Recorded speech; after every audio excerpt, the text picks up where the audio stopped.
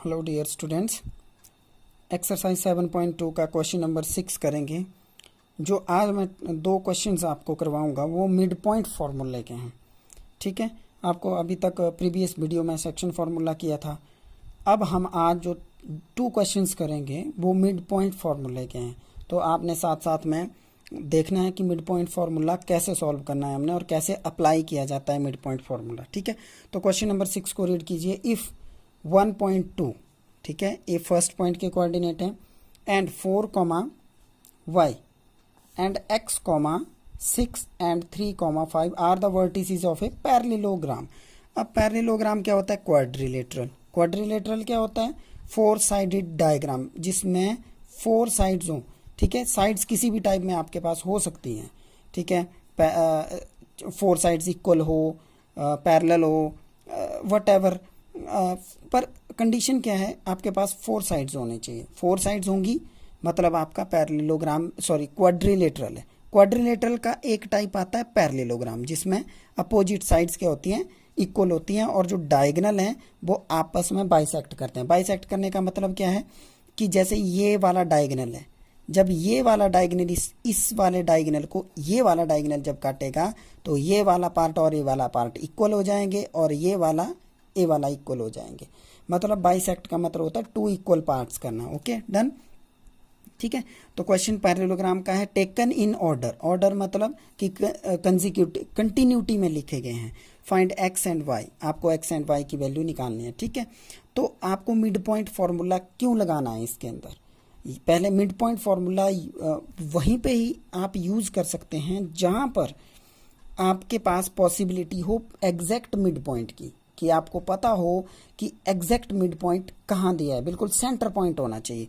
तो इसमें हमारे पास पैरेललोग्राम की एक प्रॉपर्टी है कि जब डायगोनल्स, पैरेललोग्राम के डायगोनल्स जब काटते हैं एक दूसरे को, बाइसेक्ट जब करते हैं, बाइसेक्ट का मतलब दोनों को बिल्कुल, दोनों डायगोनल्स का बिल्कुल मिड पॉइंट होता है, बिल्कुल सेंटर। ये वाला पोर्शन इस वाले पोर्शन के इक्वल हो जाता है, ये वाला पोर्शन इस वाले पोर्शन के इक्वल हो जाता है। ठीक है, ये अब आपकी प्रॉपर्टी है किसकी? पैरेललोग्राम की। तो इस प्रॉपर्टी से हमें ये पता चला कि एक डायगोनल दूसरे डायगोनल का मिड कर रहा है, मिड पॉइंट कर रहा है, बिल्कुल बराबरी से में काट रहा है दूसरे को। इसलिए हम क्या करेंगे, इस पे मिड पॉइंट फार्मूला अप्लाई करेंगे। ठीक है, तो सबसे पहले मिड पॉइंट फार्मूला लिखने के लिए सबसे पहले हम लिखेंगे इधर, वी नो दैट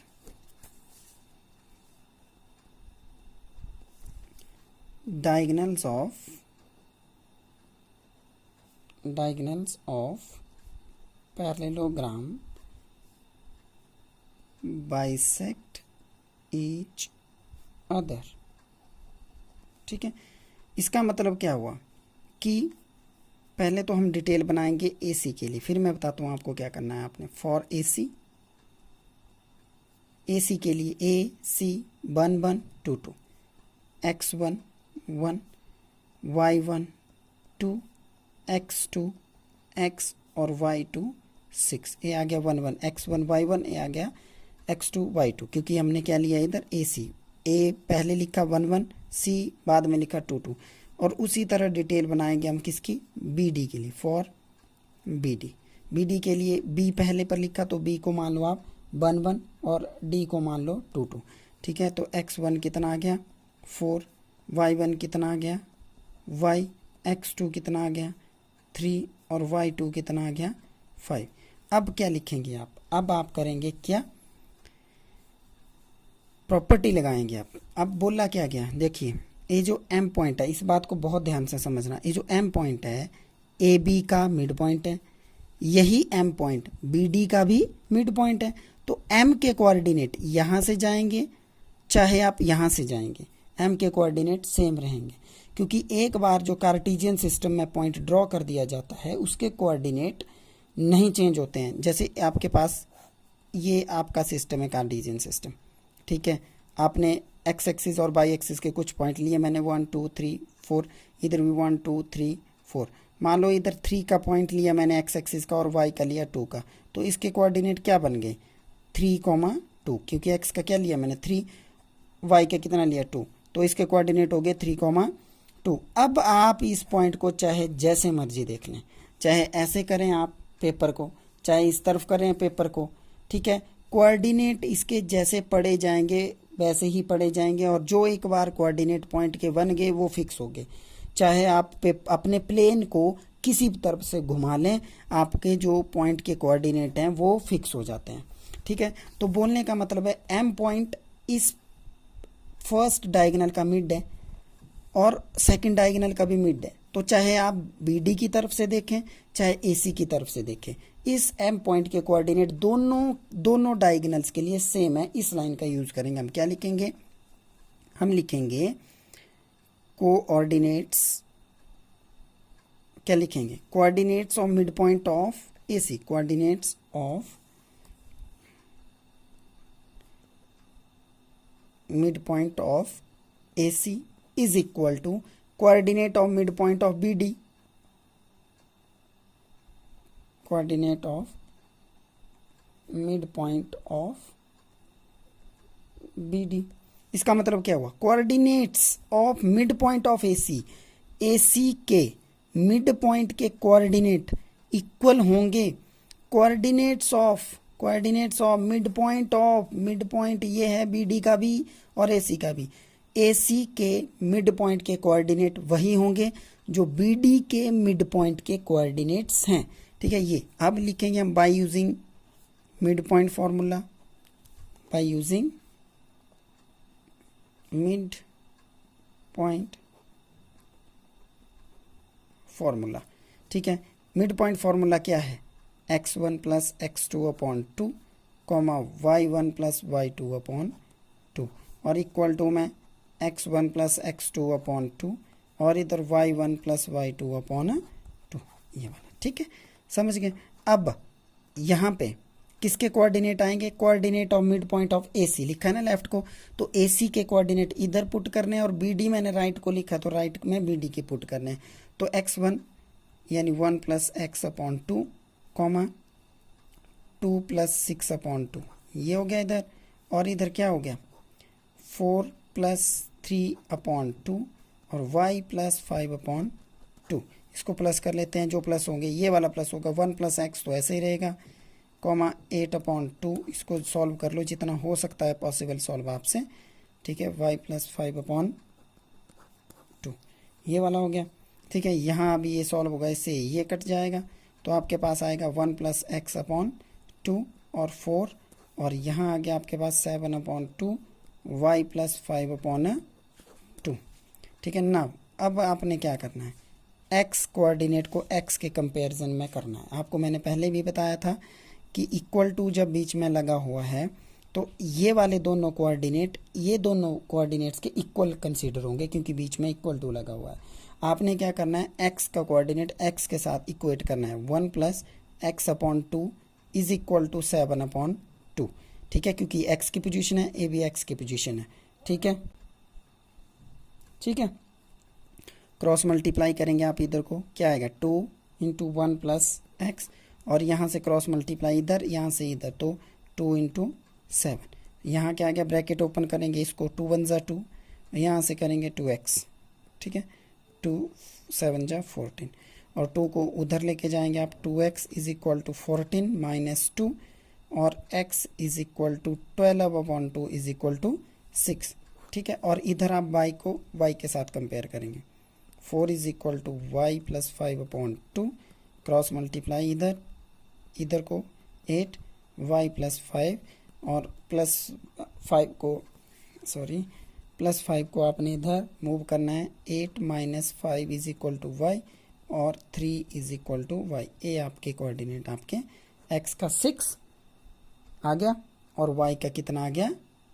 3 आपका कोऑर्डिनेट आ गया। ये आपका क्वेश्चन है, देखिए, ठीक है। आपने इस तरीके से अंडरस्टैंड इसको करना है। समझ आ गया? नेक्स्ट क्वेश्चन भी आपका मिड पॉइंट फॉर्मूले से है। अब नेक्स्ट क्वेश्चन को पढ़िए आप। Find the coordinates of a point A point के कोऑर्डिनेट्स आपने फाइंड करने हैं। Where A B is the diameter of circle. A B क्या है? डायमीटर है सर्कल का। Who centre is 2,3। सेंटर के कोऑर्डिनेट आपके पास दिए गए हैं, ठीक है। And B is 1,5। 4 और बी के कोऑर्डिनेट्स आपके पास दिए गए। ये आपका सर्कल है, आपका डायमीटर है ए बी। क्वेश्चन में बोला है a B is the diameter of circle, centre के coordinate, who centre is this, ये सेंटर के कोऑर्डिनेट ले लिए मैंने ओ पॉइंट, ठीक है, इसको ओ पॉइंट मान लो सेंटर को, ठीक है, और बी के कोऑर्डिनेट भी दिए हैं। किसके कोऑर्डिनेट नहीं दिए हैं आपके पास, ए के कोऑर्डिनेट नहीं दिए हैं। इसके कोऑर्डिनेट्स मैंने मान ली, ए मैंने डिटेल बना दी इसकी, let A and B the end points of diameter, diameter के एंड पॉइंट्स हैं, ठीक है, एंड सी ओ मान लेते हैं, and O B the center of the circle, centre के कोऑर्डिनेट्स आपके पास दिए गए हैं। अब आपको कैसे पता चला इस क्वेश्चन में कि आपने मिड पॉइंट फॉर्मूला लगाना है, क्योंकि आपको पता है एग्जैक्टली क्या पता है आपको कि सर्कल के अंदर जो डायमीटर होता है, जो डायमीटर का सेंटर पॉइंट होता है वो मिड पॉइंट होता है।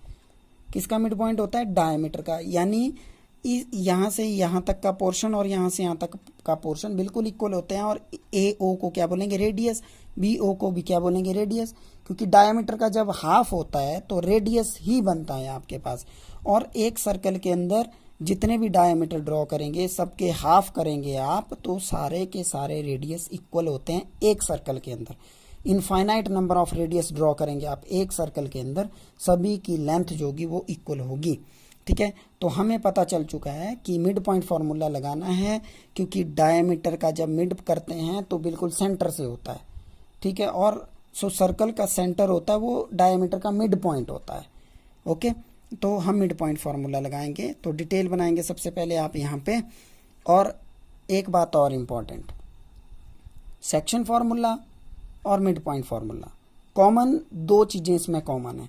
क्या, एक तो स्टार्टिंग पॉइंट से और एंड पॉइंट से 1 1 2 2 लिया जाता है, और जो बीच का पॉइंट होता है वो लेफ्ट में आता है, जैसे सेक्शन फार्मूले में आता था लेफ्ट को, जो बीच का पॉइंट था उसके कोऑर्डिनेट्स हम कहाँ लिखते थे, लेफ्ट साइड में, वैसे ही सेक्शन फार्मूले में लिखते थे, वैसे ही हम मिड पॉइंट फार्मूले में लिखेंगे। दो चीज़ें कॉमन बताई मैंने, पहली बात फर्स्ट और लास्ट पॉइंट 1 1 2 2 नंबर एक, नंबर दूसरी बात जो सेंटर का पॉइंट है उसके कोऑर्डिनेट लेफ्ट साइड को जाएंगे जब हम फार्मूला लिखेंगे। हम लिखेंगे यहाँ पे we know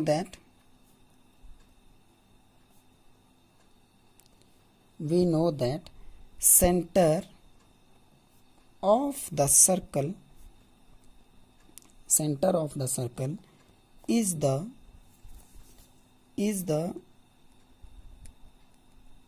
midpoint of the diameter। यही बताया ना मैंने आपको कि जो सर्कल का सेंटर होता है वो डायमीटर का मिड पॉइंट होता है, ठीक है। हेयर अब डिटेल बनाएंगे आप थोड़ी सी। Here x1 is equal to x, y1 is equal to y, ये आ गया 1 1 पॉइंट आपका, और ये आपका 2 2 पॉइंट। फिर x2 आपके पास 1 और y2 आपके पास कितना आ गया, आपके पास y2 4, ठीक है। अब by using mid point formula, by using mid point formula, ठीक है। अब मिड पॉइंट फार्मूला अप्लाई कैसे करते हैं, देखिए पीछे वाले क्वेश्चन जो अभी आपने सॉल्व किया उसमें आपको मिड पॉइंट फार्मूला डायरेक्ट लगाना पड़ा है दोनों तरफ, ठीक है। अब इसमें थोड़ा सा स्लाइटली डिफरेंस आएगा, यहाँ तो इस वाले क्वेश्चन में हमें कंपेयर करना पड़ा था दोनों मिड पॉइंट को, क्योंकि यहाँ पे 2 मिड पॉइंट बन रहे थे। मिड पॉइंट एक था लेकिन रिप्रेजेंट 2 टाइम्स किया था उसको, इसका भी AC का भी मिड पॉइंट था तो एक तरफ आ गया, BD का मिड पॉइंट था तो दूसरी तरफ आ गया, डायरेक्ट फार्मूला। लेकिन यहाँ पे आपके पास एक ही डायमीटर है तो मिड पॉइंट आपको एक बार लिखना है। अब अप्लाई कैसे करते हैं मिड पॉइंट को, लेफ्ट हैंड साइड आप सेक्शन फार्मूले में क्या लिखते थे, कोऑर्डिनेट्स ऑफ पॉइंट जो बीच में होता था, इसमें भी वही लिखेंगे left hand side, coordinate of point O, ठीक है। और राइट में क्या लगाते थे formula, x1 plus x2 upon 2 comma m1 plus y1 plus y2 upon 2, right.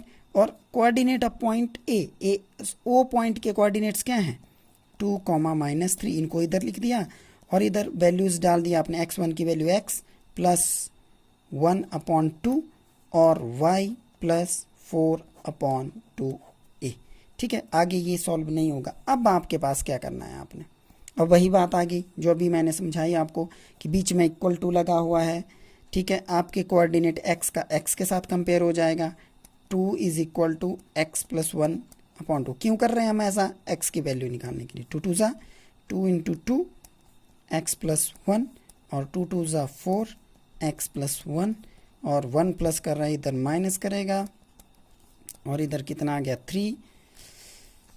Okay, ये मैंने सॉल्व करके यहाँ देख लो आप, ये आ गया आपके पास। ठीक है, पेज डाउन हो गया था, आपको दिखाई नहीं दिया होगा, लेकिन यहाँ पे आप देख लीजिए इसको। ठीक है, अब आपकी बारी आती है y को y के साथ कंपेयर करने की। तो -3 is equal to Y plus 4/2, cross multiply यहाँ पे भी। ठीक है, -3 into 2 is equal to Y plus 4 और -6 is equal to Y plus 4 और -6 यहाँ प्लस का आपके पास 4 है, माइनस इधर हो जाएगा, इक्वल टू को जब क्रॉस करेगा, ब्रिज को क्रॉस करेगा तो माइनस में चेंज हो जाएगा। ठीक है, -10 इज इक्वल टू वाई। ठीक है गाइज, तो ये आपके 2 क्वेश्चंस थे जो मिड पॉइंट फार्मूला के ऊपर आधारित थे।